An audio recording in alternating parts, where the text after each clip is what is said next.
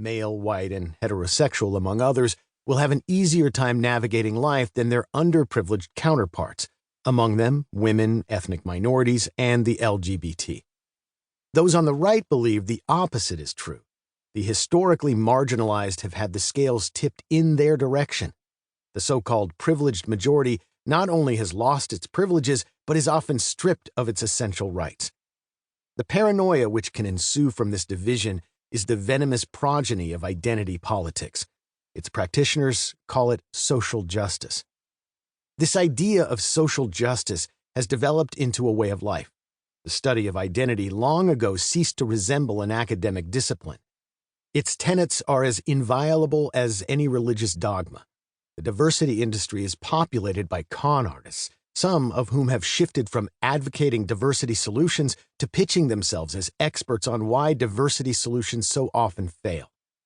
They have bloated the administrations of already top-heavy organizations, such as large businesses and universities, while failing to achieve even their stated objectives.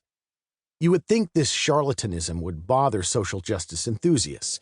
Oddly enough, this parasitic relationship seems to annoy only their critics.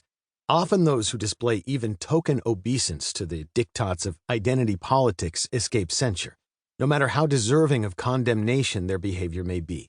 So enamored with their own virtue are these social justice advocates that they cannot see the injustices they are abetting.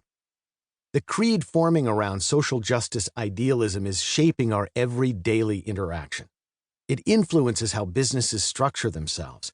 It is altering how employers and employees relate to one another. It has utterly transformed academia. It is remaking our politics with alarming swiftness, and its self-appointed inquisitors make sure that there are consequences for transgressors. Every society wrestles with its past, and it is judicious to try to right historical injustices perpetrated on the basis of race, sex, ethnicity, and class. No virtuous society ignores the petitions of the genuinely wronged, and social justice can be the recognition of the legitimacy of particular grievances. Absent a limiting principle, though, the pursuit of social justice becomes the pursuit of retribution. Societies that dedicate themselves to that objective without circumspection become like Lysenko's Ukraine, convinced of the righteousness of its own prejudices. Social justice is a theory of human relations that predates the modern age. It mandates that agrarian societies transitioning to industry and urbanization provide a soft landing for the displaced, that a widow should not be separated from her children because she lacks the means to provide for them. It recognizes that racial disparity in American prisons is a symptom of a broader social malady with roots that go back centuries, that affects the ethnic and sectarian discrimination, sexual disparity, and prejudice are expansive and overlapping, shaping our perception of the world in ways most of us cannot fully comprehend. It demands that we have difficult conversations, examine our own assumptions, and build coalitions toward truly noble ends: honesty, recompense, and reconciliation. But social justice in its modern form encompasses the idea that an ill-defined class of persecutors and oppressors is due for a reckoning. The same idea animated the Jacobins in France, the Bolivarians in Latin America, and the Bolsheviks in Russia. It is an idea that inculcates in its most militant devotees an uncompromising bitterness, twisting its adherents into petty, vindictive specters of their former selves. The thirst for revenge against those who allegedly benefit from the repression of the past is powerful and corrupting. Retribution rarely resolves conflict. Often, it fosters more of it. Has the pursuit of this retributive social justice made us better people?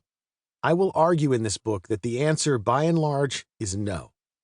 I hope to demonstrate that a preoccupation with identity becomes a mania when it forms the basis of an ideology, and that ideology blinds its devotees to certain inopportune realities.